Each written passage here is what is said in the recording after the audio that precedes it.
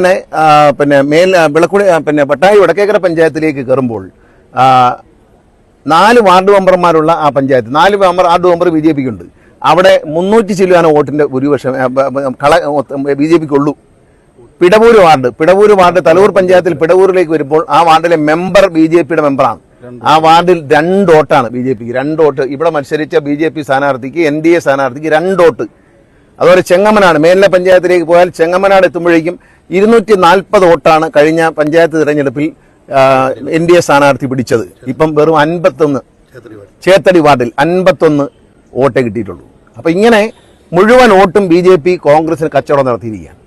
പണമാണോ പകരം ഡീലാണോ എന്നറിയില്ല. ഇവിടെ LDFും ബി ജെ പിയും തമ്മിൽ ഡീലുണ്ട് എന്ന് പറഞ്ഞപ്പോൾ തന്നെ നമ്മൾ മനസ്സിലാക്കണം, കേരളത്തിൽ കോൺഗ്രസും ബി ജെ പിയും തമ്മിൽ ഡീലുണ്ട്. ഇവിടുത്തെ വോട്ടിന്റെ കണക്കെടുത്ത് പരിശോധിച്ചാൽ ബി ജെ പിക്ക് വോട്ടില്ല.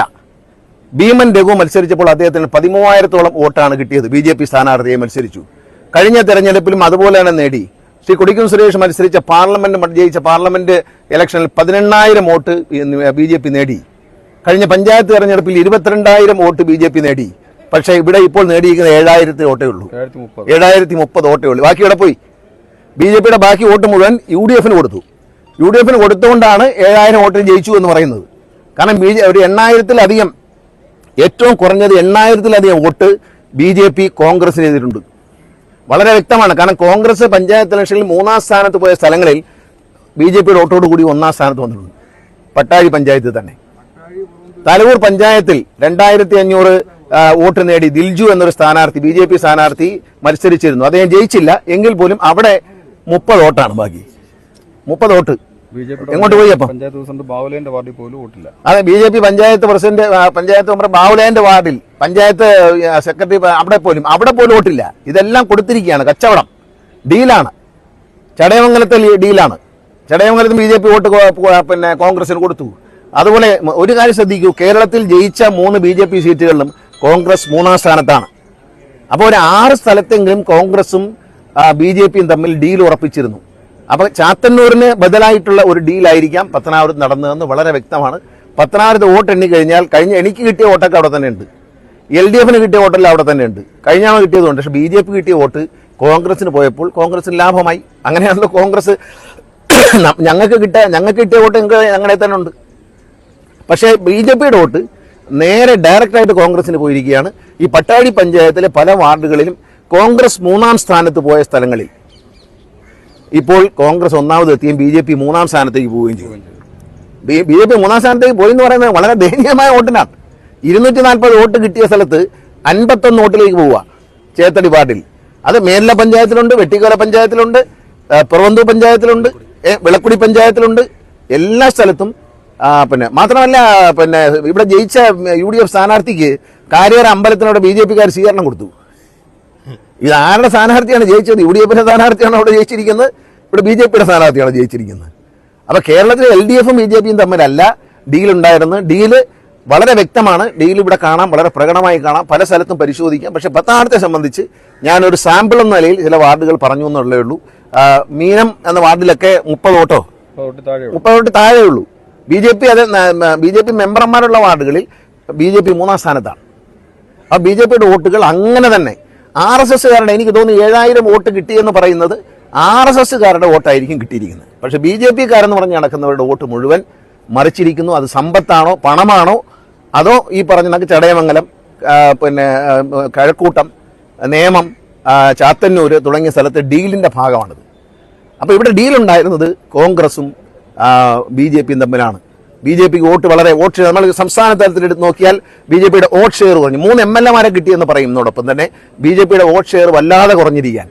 ആ വല്ലാതെ കുറഞ്ഞതിന്റെ ഭാഗമാണ് ഇവിടെ എങ്ങനെ പോയാലും 15,000 വോട്ട്, 13 മുതൽ 15,000 വോട്ട് വരെ ഒരു അസംബ്ലി ഇലക്ഷനിൽ ബി ജെ പി NDA സ്ഥാനാർത്ഥി പിടിക്കേണ്ടതാണ്. പക്ഷേ 7,030 വോട്ടേ പിടിച്ചുള്ളൂ. അതിന്റെ അർത്ഥം അത് മുഴുവൻ UDF സ്ഥാനാർത്ഥി കൊടുത്ത് LDF സ്ഥാനാർത്ഥിയെ പരാജയപ്പെടുത്തുക എന്ന ലക്ഷ്യം.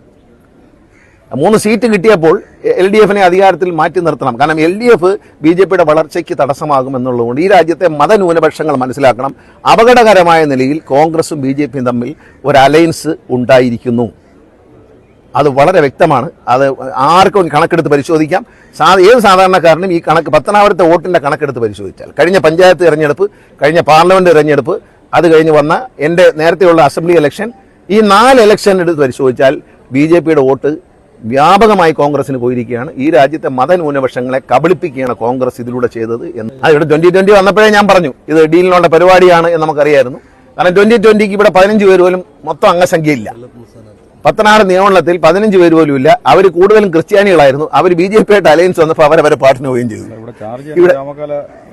ചാർജ് ഇവിടെ ആർക്കായിരുന്നു BJPയുടെ ചാർജ്? അഞ്ചലിൽ നിന്ന് ഇവിടെ മത്സരിച്ച UDF സ്ഥാനാർത്ഥിയുടെ വാർഡിൽ നിന്ന് മത്സരിച്ച് ജയിച്ച, അതായത് അദ്ദേഹത്തിന്റെ വാർഡിൽ കോൺഗ്രസ് 3ാം സ്ഥാനത്താണ് അഞ്ചല്. അവിടെ നിന്ന് ജയിച്ച പഞ്ചായത്ത് മെമ്പർ, BJP പഞ്ചായത്ത് മെമ്പർക്കായിരുന്നു ഇവിടുത്തെ ചാർജ്. എന്തിനു വേണ്ടിയായിരുന്നു? ഈ ഡീല് കൃത്യമായി നടപ്പിലാക്കി കൊടുക്കാൻ വേണ്ടിയായിരുന്നു. ഇതൊക്കെ നമ്മൾ മനസ്സിലാക്കണം. ഇതൊക്കെ നേരത്തെ നടത്തിയ ഡീലാണ്. പടക്കം നേരത്തെ വാങ്ങിച്ചു വെച്ചെങ്കിൽ അത് BJPയായിട്ടുള്ള ഡീലാണ് എന്ന് നമ്മൾ മനസ്സിലാക്കിയാൽ മതി. പടക്കം നേരത്തെ വാങ്ങിച്ചു വെച്ചു എന്ന് എൻ്റെ അടുത്ത് കണ്ണൻ ഒരു ദിവസം ചോദിച്ചു മാതൃഭൂമിന്ന്. അപ്പം ഞാൻ പറഞ്ഞു എന്താണെന്നറിയില്ല, പക്ഷേ പടക്കം വാങ്ങിച്ചു വെച്ചതിൻ്റെ കാര്യം BJP വോട്ടുകൾ മറിഞ്ഞു കിട്ടി എന്ന് ഉറപ്പുള്ളത് കൊണ്ട് തന്നെയാണ്.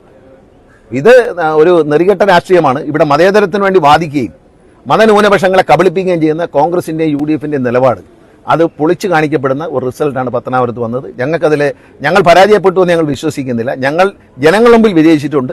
ഇത്തരം ഒരു കള്ളത്തരത്തിൽ പരാജയം ഔദ്യോഗികമായി പരാജയപ്പെട്ടു, ശരിയാണ്, സംഭവിച്ചു. പക്ഷേ ഇതിലൊരു രാഷ്ട്രീയ നാണക്കേടുണ്ട് എന്ന് മാത്രമേ എനിക്ക് പറയാനുള്ളൂ. UDF അതൊന്നും ഇല്ലാതാവില്ല. കേരള കോൺഗ്രസ് ഇവിടെ തന്നെ കാണും, ഇനിയും മത്സരിക്കും. ഇത് അവസാനത്തെ ഇലക്ഷൻ അല്ല. പിന്നെ അത് രാഷ്ട്രീയമാണ്. രാഷ്ട്രീയത്തിൽ പിന്നെ RSPക്ക് കഴിഞ്ഞ 10 കൊല്ലമായിട്ട് MLA ഇല്ലായിരുന്നല്ലോ, ഇപ്പോൾ ഉണ്ടോ?